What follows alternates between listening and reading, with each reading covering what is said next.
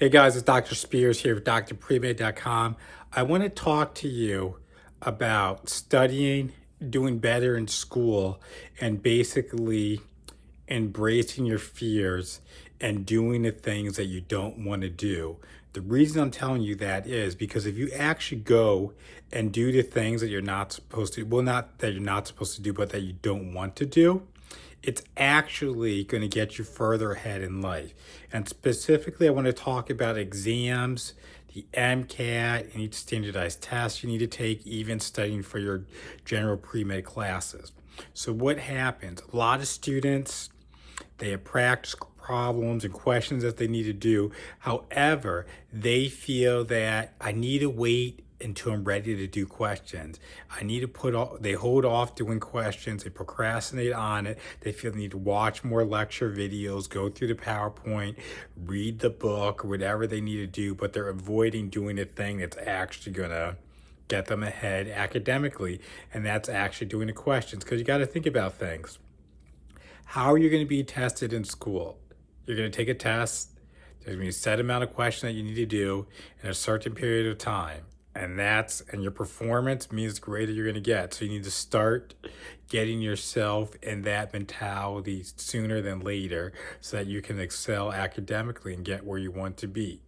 And you have to think about questions are an opportunity for you to learn. Don't use it totally just to assess your knowledge. That's one way to do it, but you also want to say, okay, well, how much do I really know? What are my weaknesses? Where do I need to study more at?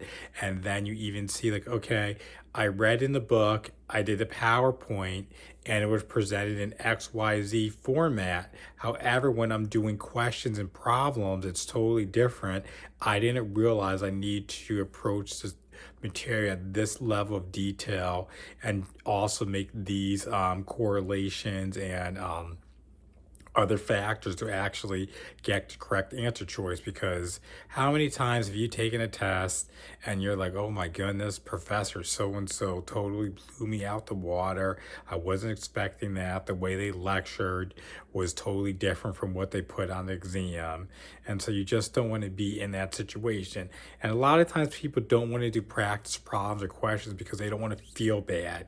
They feel better about doing practice questions after they studied and reviewed all the material so that they can artificially inflate their score, where it's better to say, oh, I'm scoring at 70, 80, 85% on these practice problems.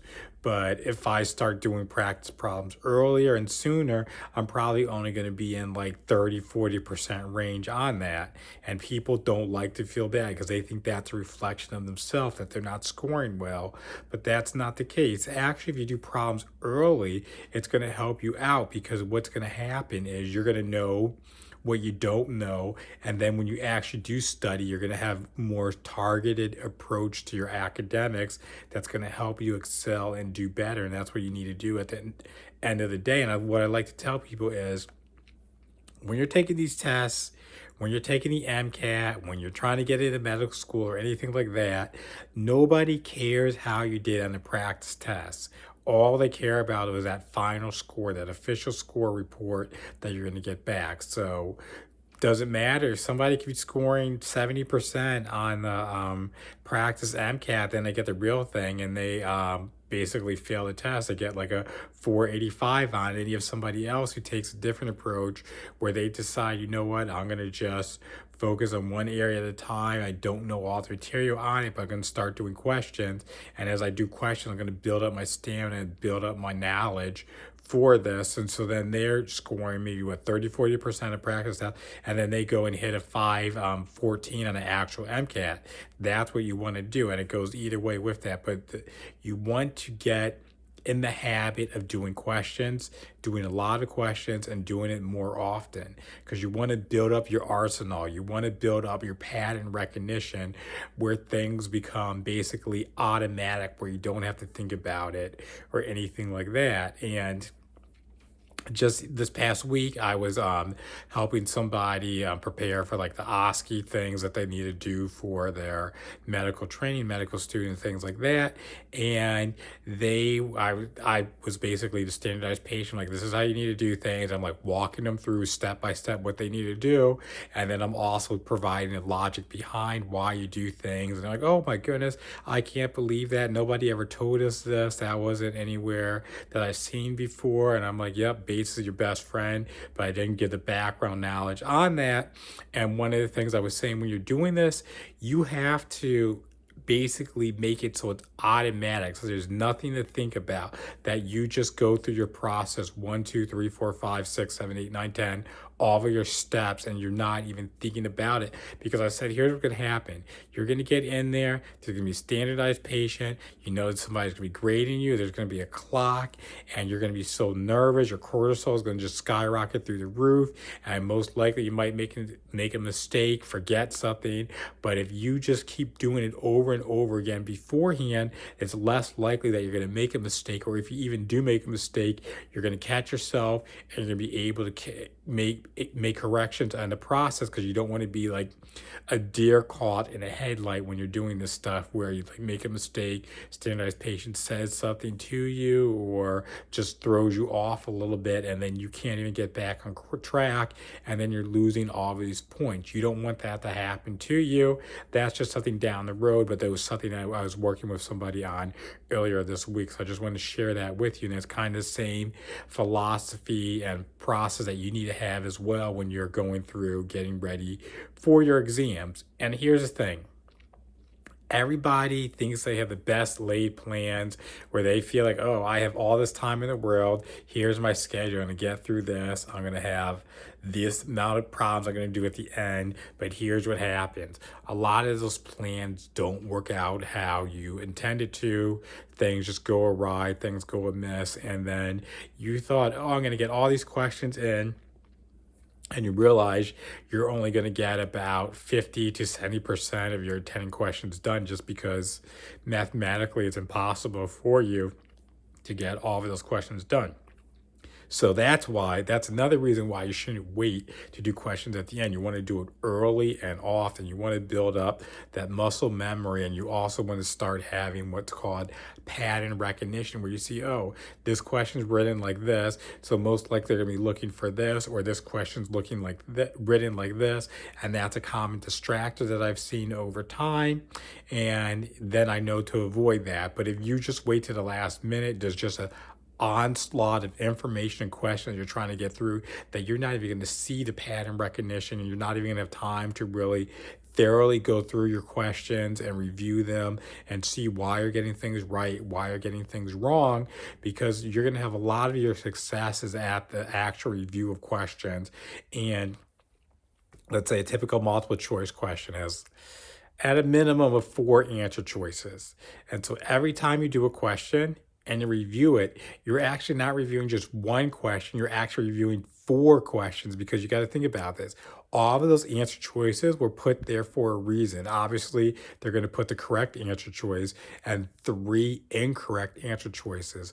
One's most likely a distractor. One, something that students commonly make wrong.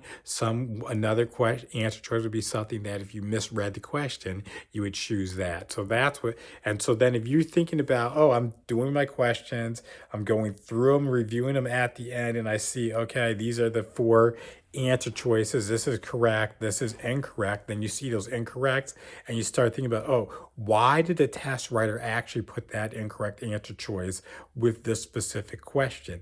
And then you start thinking, okay, what would I have to change to make that answer choice correct to fit the problem or the question? And then when you start thinking about it that way, then you really start getting inside the test writer's head, and you start seeing all these minor details that you've never seen before. And that's how you can really have your scores start to skyrocket and improve and go up when you start thinking like that, and you get more questions that you're going to be ready for when you actually take your test. Because you don't want to be in that situation then where people are like, oh, I need to say the questions for the end. And I tell people this happens sometimes too, where people save questions for the end and they're like, oh my goodness, these questions aren't what I was expecting. And my test is in about 12 hours from now. I'm in trouble and I don't have time to contact my professor to figure out what's going wrong. My classmates are busy or they're trying to explain it to me and I'm just not getting it. And you need some time for this material to sink in. So if you wait till last minute to do questions, it's not going to be beneficial to you. And then here's another thing. Keep doing questions. You're not going to get them all right. That's just the name of the game, unless you're a genius or something like that. It's about really about how hard you can work as a pre-med student and get into medical school. But then what you see is you build up your, your tolerance to getting things wrong. And I played sports. I like sports. I use a lot of analogies. And one thing they say, like if you play football and you're the quarterback, you have a short-term memory. And that basically goes for any position. Like you make a mistake, you cannot dwell on that. You got to move forward and move to the next thing. So the same thing you have to do. Like you do questions and you can't just be like, oh my goodness, I'm getting these wrong. I'm getting these wrong. I'm not going to get where I need to be. I'm not going to get the score I want. No, you don't want to have that mentality. You want to say, okay, I got this wrong, but then I'm going to go study it. I'm going to learn it. And so now when I see it again, it's never going to be a problem for me because I know I put in the time, effort to learn this.